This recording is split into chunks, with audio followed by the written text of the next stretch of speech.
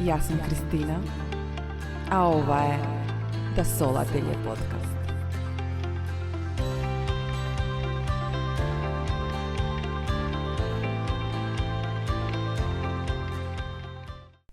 Драги мои, ево ме и оваа недела со уште една тема.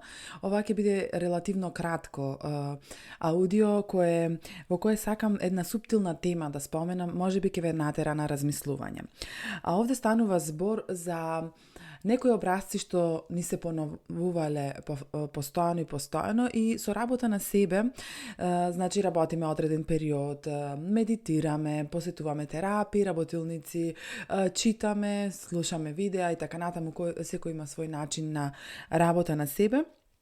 И сме надминале многу предизвици што сме ги имале внатре, многу блокади сме отстранали, многу уверувања сме променили така натаму. И сега да се случува некоја ситуација, например, влегуваме однос со нова личност и кај нас се јавува некоја рана. Значи, некое чувство. Ево да земеме раната дека ќе бидеме издадени, дека рана на предавство. И во тој момент, како да забораваме се она што сме го учеле, значи се она на што сме работеле на нас. Како да ги губиме сите мојки, сите капацитети што сме ги имале дотогаш и се фокусираме на оваа рана. А всушност што се случува? Таа рана веќе постоела во нас. Можеби ние неколку слоеви сме отстраниле од таа рана, но не во целост. И како што слојуваме како кромит, како лушпи, тие слоеви стануваат се посуптилни. И доаѓаме до еден момент каде што таа повторно ни се враќа и многу, тоа беше и мој случај, посебно со тоа што ова веќе ми стана и професија како терапевт, не сакав да си дозволам сама себе да повторно се соочувам со сличен предизвик. Многу пати се размислував, ама јас ова го надминав, не знаеки дека тоа е друго ниво или друг слој. И така многу луѓе, наместо да ја прифатат раната, тие ствараат отпор. И на тој начин не може, значи кога не ја прифаќаме раната, не можеме да се соочиме со неа и да ја надминеме.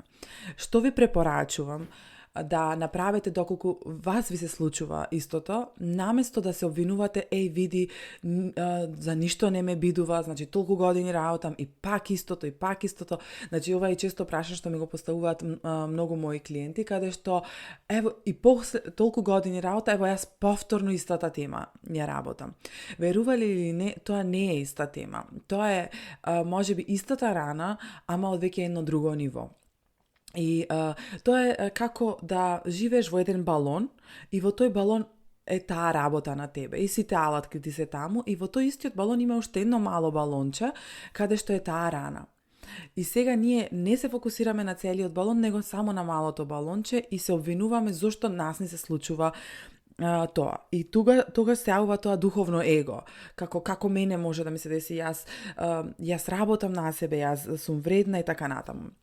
Не знаеки дека некои рани, ние не само што можеби не сме ги стекнале ни во овој живот, туку чак ни се и наследени. Или, например, во рано детство сме ги добиле од нашата мајка, например. Ево, да земеме таа рана на изневерување, на предавство, дека сме ја превзеле од нашата мајка и таа тлеела во нас одреден период и ние сме, не знаеки, таа не контролирала. Например, не сме се соочувале, не сме влегувале отворени во врска, од потајно или подсвесно скриено дека ќе бидеме изневерени.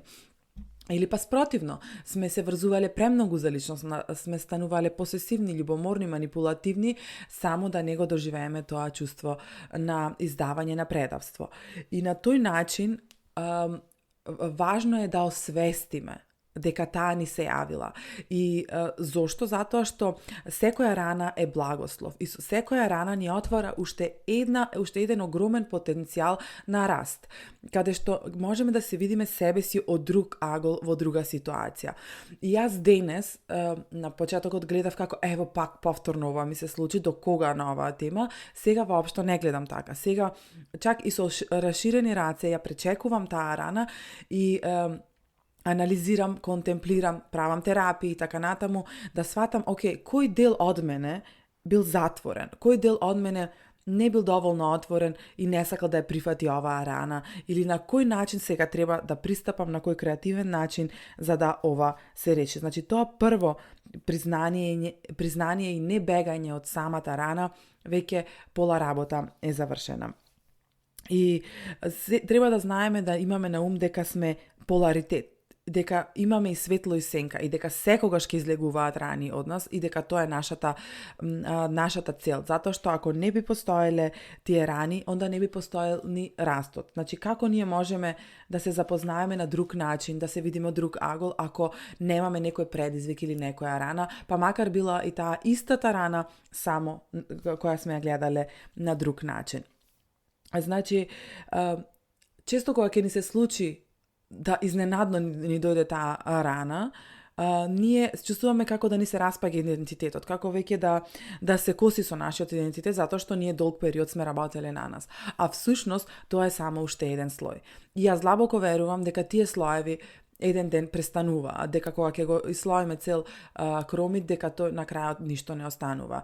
И што посвесни стануваме за таквите рани, што поотворени, тогаш ќе ни биде полесно и побрзо ќе се надмине самата рана или суштината на самата рана.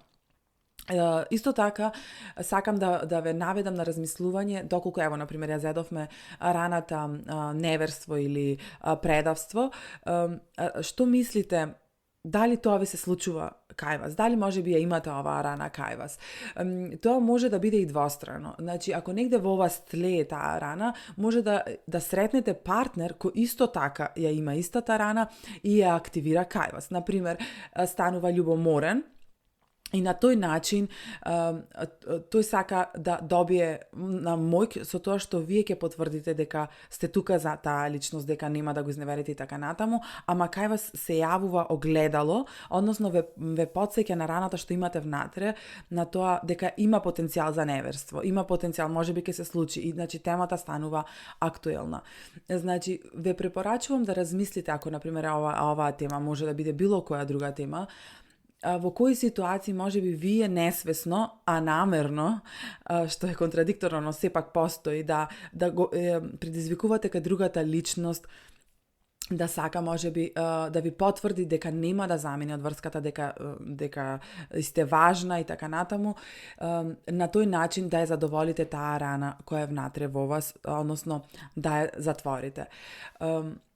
Како да се соочите на брз начин со раници што ви се јавуваат во вас, постои најразличен начин, дали е тоа психотерапија, дали е тоа хипноза, работилници и така натаму. Значи, одберете нешто што вас ви одговара, али доколку се соочите и свесно ја обработите темата, таа многу побрзо ќе заврши. Тоа е исто како видео игра која треба да ја надминете, да ја решите и потоа одите на следно ниво. Размислете која е вашата рана, можеби кој е некој образец што ви се јавува актуелно, и тука сум од срце да ви помогнам и на брз начин да го разрешиме тоа. Тоа може да биде односот со родителите, тоа може да биде односот со партнерот, некои рани што ги чувате во вас, можеби тоа чувство на недостаток, на жртва, дека не сте мојкни и така натаму. Значи, сакав со оваа епизода да ве потикнам да размислувате кои се вашите рани или кои се тие мали балончиња во тој ваш голем балон, а ви се обраќам вас затоа што верувам дека вашиот балон со алатки е широк, дека ги пратите овие аудија, ги пратите на моите содржини и содржините на другите терапевти. На тој начин верувам дека и применувате сето ова што го зборуваме и дека ви се подигнува вашата свесност, што не значи дека раните ќе исчезнат за секогаш, а и не значи дека треба да гледаме негативно на нив.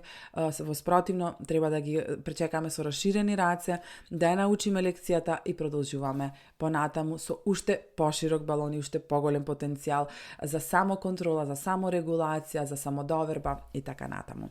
Сподели оваа епизода со некој што мислиш дека ќе му биде корисна или што има рана, а тебе те очекувам на терапија доколку сметаш дека тоа ти е потребно во овој момент. До следната епизода ти испраќам љубов.